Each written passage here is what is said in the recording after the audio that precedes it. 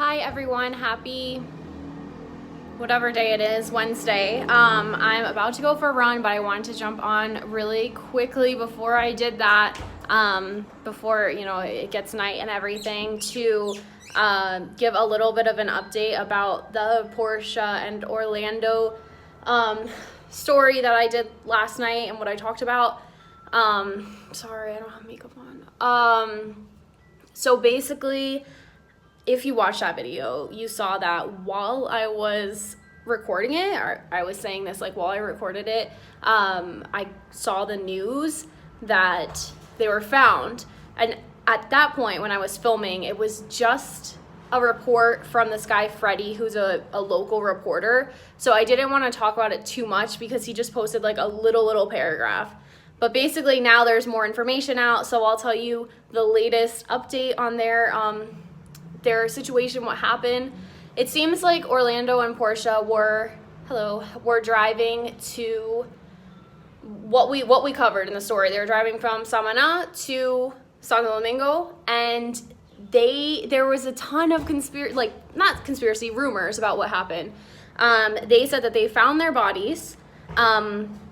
They found Portia on that same day, so on March 27th. Now it's like the middle of the night, remember, because their flight, I was saying 2 a.m. In this article, it actually says their flight was at 1:30 a.m. So they were really cutting it close, and it was late and dark, and the roads are not good. So they were late.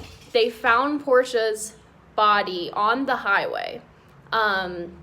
She was injured, she was hurt, and not conscious, and she didn't have any identification. So they took her to the hospital, and the ambulance came, they took her to a hospital. And let me just see, I have it right here.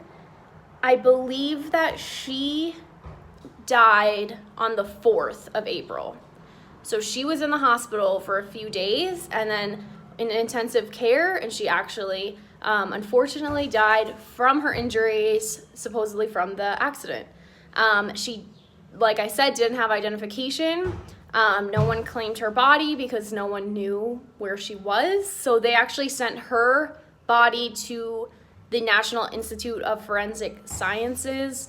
I guess that's what happens when people aren't claimed. And then they found Orlando.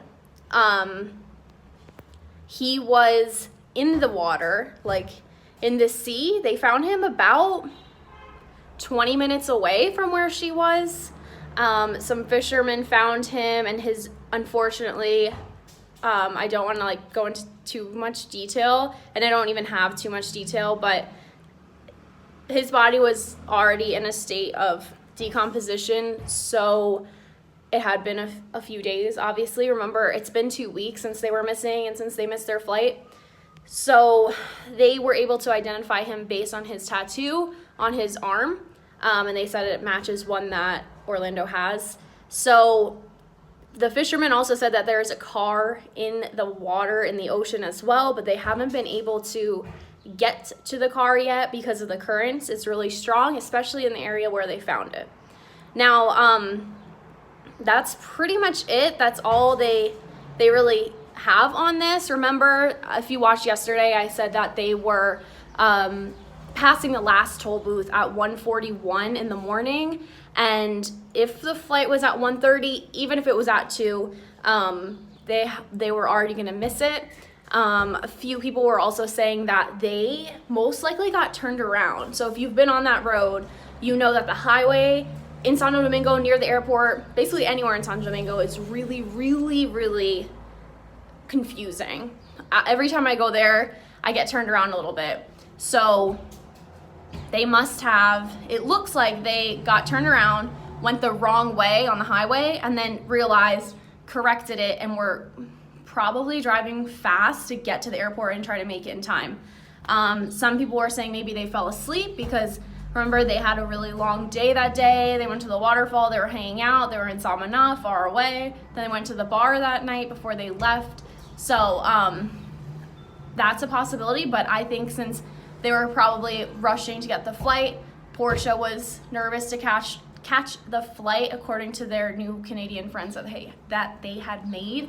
So that seems like the most plausible answer. I was saying it seems a little bit odd that she was found so far away from him and she was on the highway and he was in the water and what happened there. But honestly, with these accidents and in the spot that they went in, it doesn't really, there are spots without those barricades and without the really big rocks that would have caught them before going into the ocean or the water. So maybe she was ejected from the vehicle. Maybe she saw what was happening and jumped out.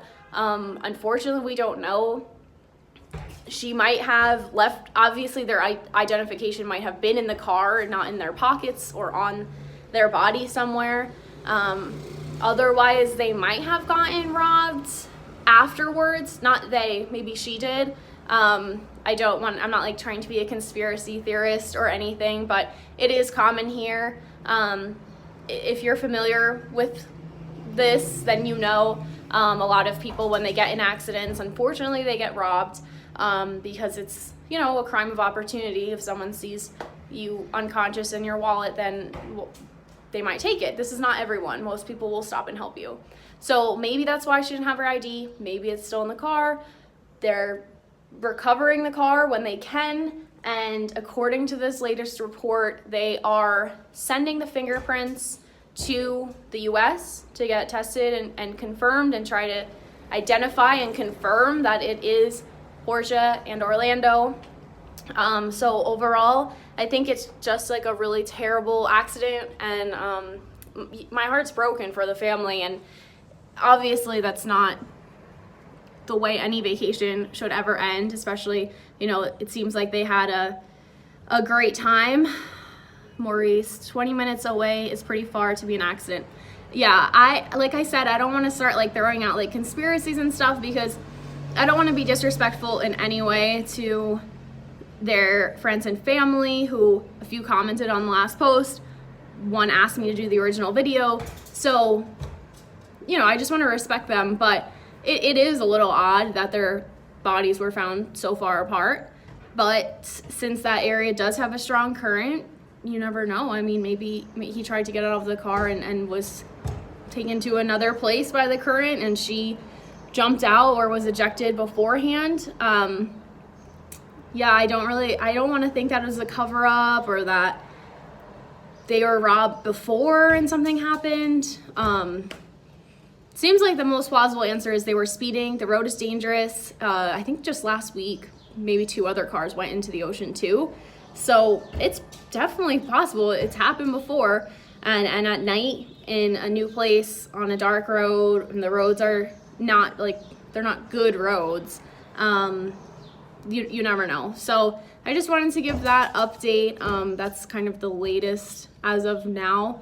I will update if there's anything else, and if it is confirmed to be them, but I do definitely not, you know, I don't want to see any comments saying like the Dominican Republic's the worst place ever, or that they should have done this, that. We all could look back and be like, wow, I really should have done that. There's so many times when, like, I got in an accident my first weekend living here, which I can do another video about that, but I was really lucky, and some people aren't that lucky. So yeah, it was Las Americas Highway. So if you know it, it's right next to the ocean. So I'm gonna go ahead and say that's what happened. Unfortunately, it was a terrible accident. One of her friends said that it's not really adding up, which there are some confusing parts of that, but let me know below what you think, especially if you live here or visit frequently or something, because you may know better than people who don't come here.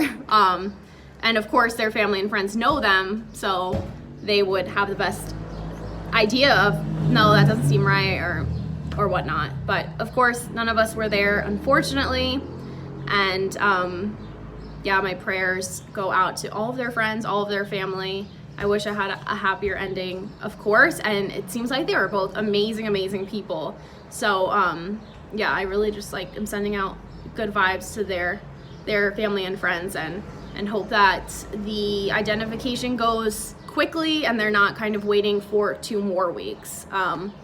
But comment below if you have any more information, any theories or any thoughts and something to add that's maybe helpful, Manuelo, watch my last video I posted yesterday, and then come watch this one about the couple that was missing here. So yeah, just always be careful. Everyone speeds here, everyone drives crazy, some people drive drunk.